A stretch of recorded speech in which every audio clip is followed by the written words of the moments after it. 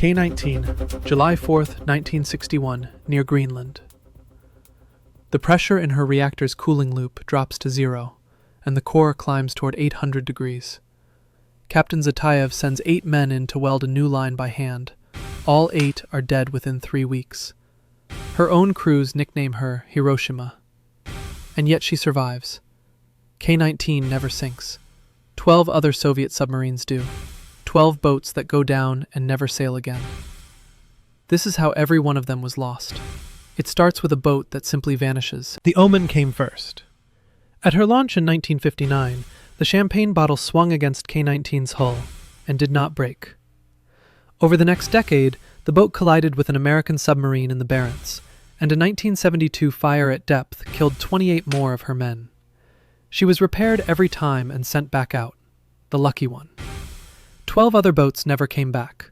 Every submarine the Soviet Navy lost between the end of World War II and the fall of the Union, nearly every one a state secret for decades. This is all 12, first to last. Boat 1 has been missing for more than 70 years. S-117, December 15th, 1952, the Tatar Strait. She radios that one of her diesels has failed. An hour later, a second message, repaired, continuing the exercise. At 15 minutes past 3 in the morning, she signs off. Then nothing, ever again. 47 men, Russian records count 52, vanish with her. Trawlers, rescue ships, and border guards sweep the strait for weeks and find no oil, no debris, not one plank. 16 years earlier, this same boat set endurance records on a 40-day patrol. Now, she is the Soviet Navy's first Cold War loss, and nobody knows why, because no one has ever found her. M200. Her name means vengeance. November 21st, 1956, off Tallinn. Minutes after her captain hands over the con, she crosses the bow of the destroyer Statny. Steel cuts steel, and the stern floods in moments. 6 men die almost instantly. 6 more sit trapped in the forward torpedo room, in total darkness, talking to rescuers through the telephone line of an emergency buoy. They ask permission to swim for it with breathing sets. They are ordered to wait for a lift that never comes. That night, a storm rips the phone cable away, and the boat's position is lost with it. Divers later find a midshipman halfway out of the escape hatch. 28 dead. The officers on watch, 3 years each. M256.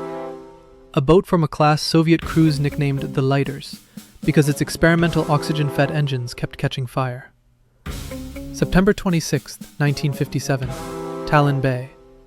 At depth, the engine room explodes. She claws to the surface, burning, into a full gale, and for nearly 4 hours, her crew stands massed on the open deck while 4 ships circle, unable to pass a tow. Then, in seconds, she loses her grip on the water and goes down stern first, taking the men on deck with her. 35 of 42 die, her captain among them. It could go the other way. That same year, another Soviet boat sank, and every man aboard got out. And the ship that raises M256 is the salvage vessel Kommuna, older than the Soviet state itself. SAD. January 27, 1961, the Barents Sea, 5 below zero. She is snorkeling in heavy seas, with the snorkel's de-icing system switched off. The float valve ices open. When she dips, the ocean pours straight down the air shaft. She hits bottom at 196 meters, with 68 men. And then, nothing, for 7.5 years. When the Navy finally raises her in 1969, the near-freezing water has preserved everything, and investigators reconstruct the sinking man by man. 24 men survived the flooding and tried to escape with rebreathers. None made it. The Commission's finding is the cruelest line in the file. The boat could have been saved. No one ever blew the ballast tanks. B-37. January 11th, 1962. The Naval Pier at Polyarny. Morning muster. Ranks of sailors formed up along the waterfront. At 22 minutes past 8, a fire breaks out in her bow torpedo room, and 11 conventional torpedo warheads detonate as one. The blast throws her anchor almost 2 kilometers. It guts the submarine moored alongside. It cuts down the ranks standing on the pier.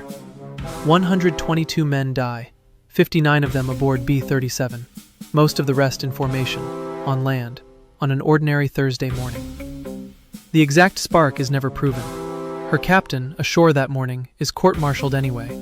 He refuses a lawyer, argues his own defense, and is acquitted. K-129. March 8, 1968. Somewhere in the North Pacific. And with this boat, somewhere is the story.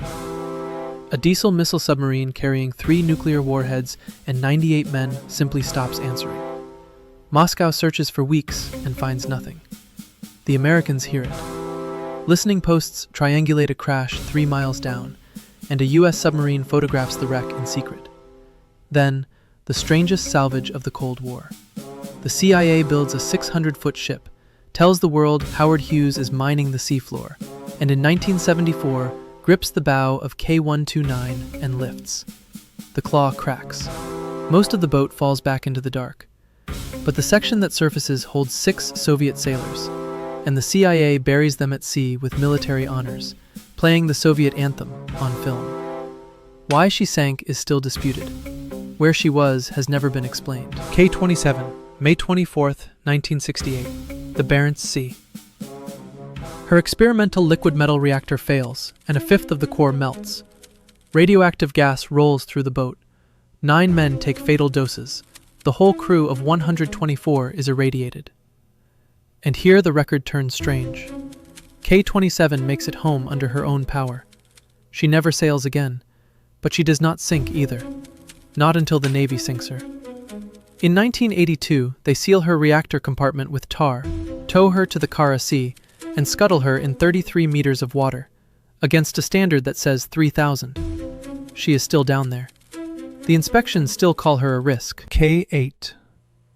April 8, 1970. The Bay of Biscay.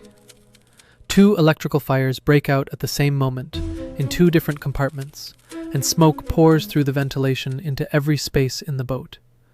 The reactors shut down. The quiet killer is carbon monoxide.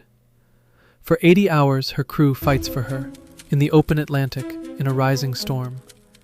Then, her captain, Vsevolod Besonov, takes a salvage party back aboard to hold her for the tow. On the night of April 12th, the sea takes her anyway, almost 4,700 meters down, with Besonov and his party still on board. 52 men die. She is the first nuclear submarine the Soviet Navy ever loses, and she goes down carrying 4 nuclear torpedoes. S-178. October 21st, 1981. The approaches to Vladivostok.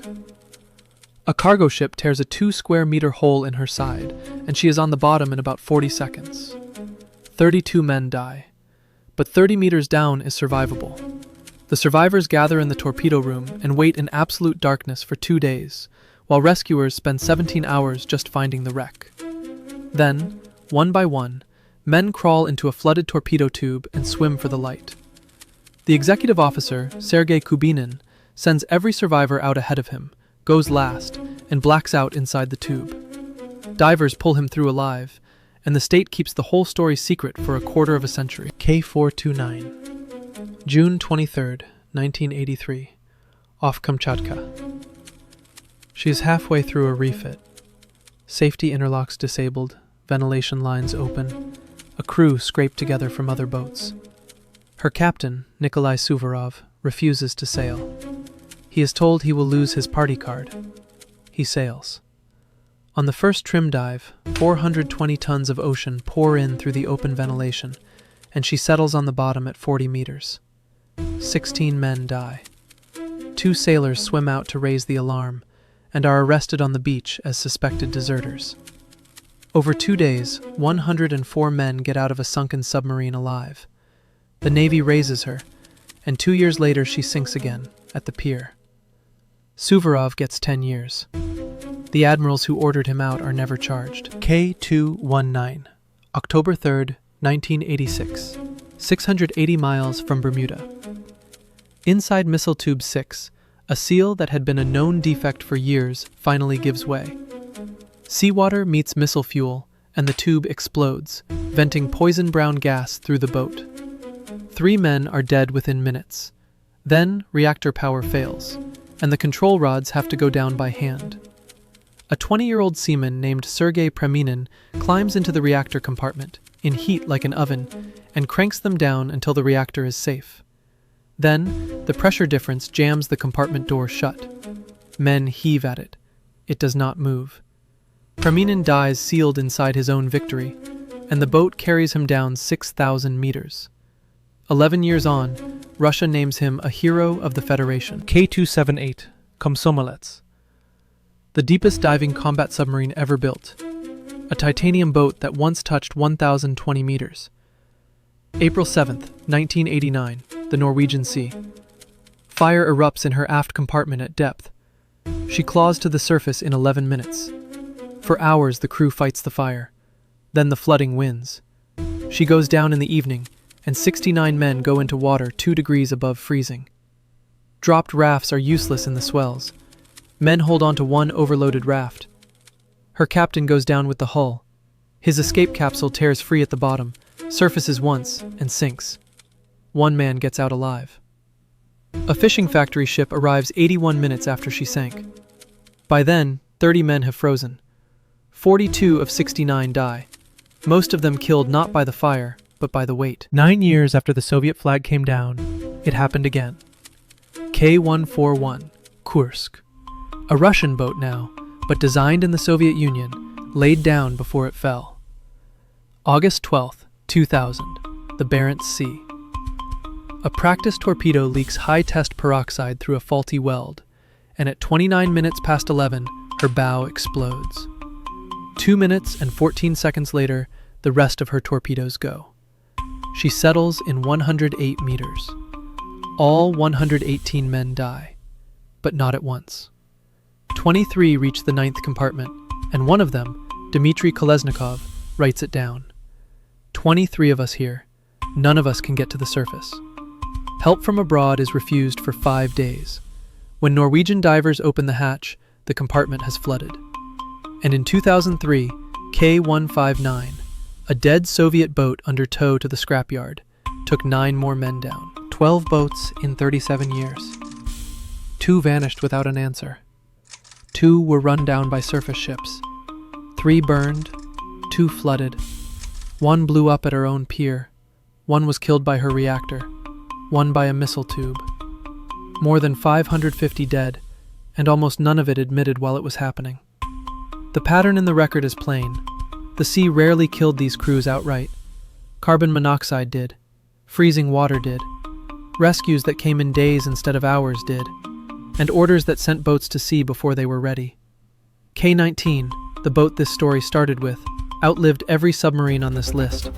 Her sail stands ashore today as a memorial. There is another way through this world. A whole career lived inside it. Your life as a Soviet submarine captain, from your first dive to the reactor room, is on screen now.